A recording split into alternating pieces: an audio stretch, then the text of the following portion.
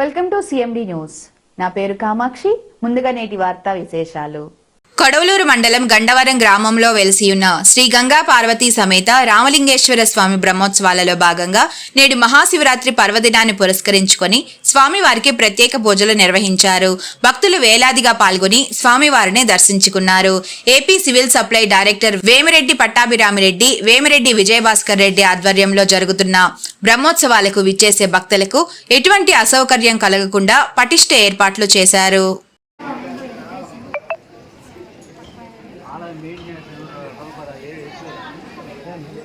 ఓం నమ శివాయ. ఈ నెల్లూరు జిల్లాలోని గండవరం క్షేత్రం చాలా పవిత్రమైంది. దీంతో నేను దాదాపు అయితే 30 ఇయర్స్ నుంచి ఇక్కడికి వస్తున్నాను. తర్వాత ఇక్కడ రోజు రోజుకి టెంపుల్ డెవలప్మెంట్ చేస్తున్నారు. గండవరంలో వెలిసి ఉన్న ఉదయకళేశ్వర స్వామి శివాలయం నుండి మాట్లాడుతున్నాను. నేను నా భార్య నా శ్రీమతి ఇద్దరం కలిసి ప్రతి సంవత్సరం వచ్చి ఈ దేవాలయాన్ని దర్శించుకొని స్వామి అనుగ్రహించుకుని పోతుంటాము. చాలా శక్తి కలిగిన భగవంతుడు శివయ్య చూడల నాడు ఏర్పాటు చేసిన ఈ దేవస్థానం ప్రసిద్ధి. నేను ఈ కమిటీలో మెంబర్గా కూడా ఉన్నాను.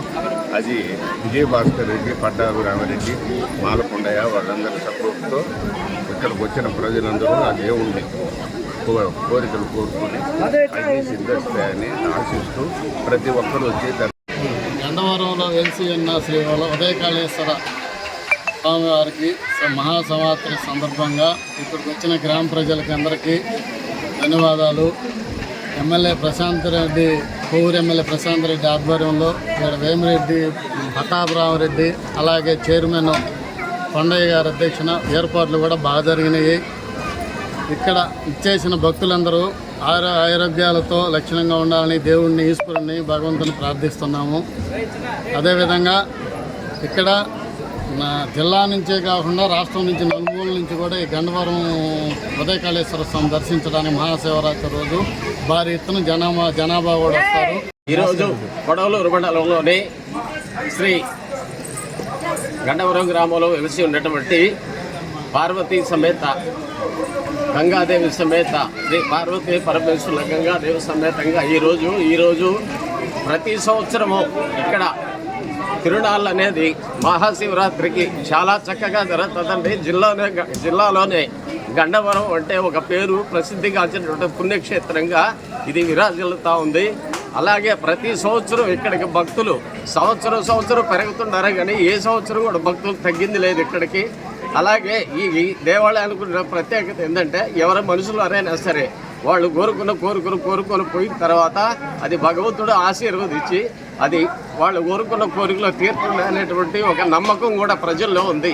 అందువల్ల ఈ పుణ్యక్షేత్రాన్ని దర్శించేదానికి జిల్లాలోనే కాక రాష్ట్రం మొత్తం మీద కూడా ఎక్కడెక్కడ పోయి ఉన్నారో వాళ్ళందరూ కూడా వచ్చి ఈరోజు ఇక్కడ దర్శనం చేసుకొని ఈ పుణ్యక్షేత్రాన్ని దర్శించి తీర్థప్రసాదాలు తీసుకుని ధన్యులవుతాయి. తీర్థప్రసాదాలు తీసుకుంటే మనకు కోరిన కోరికలు తీరుతాయి అనేటువంటి ఒక కోరిక.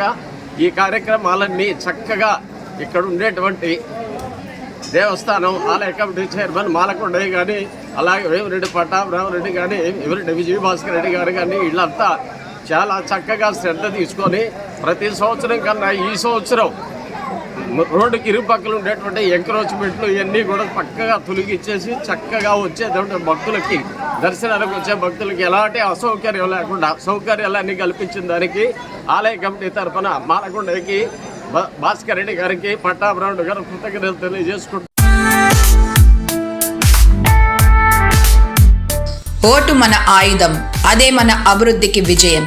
కావలి ఫోటోగ్రాఫర్స్ అండ్ వీడియోగ్రాఫర్స్ అసోసియేషన్ ఎన్నికలలో ప్రెసిడెంట్గా పోటీ చేయుచున్న మన ప్రసాద్ గారికి తమ అమూల్యమైన ఓటును 3వ నంబర్ ప్యానెల్పై వేసి అత్యధిక మెజారిటీతో గెలిపించ ప్రార్థన.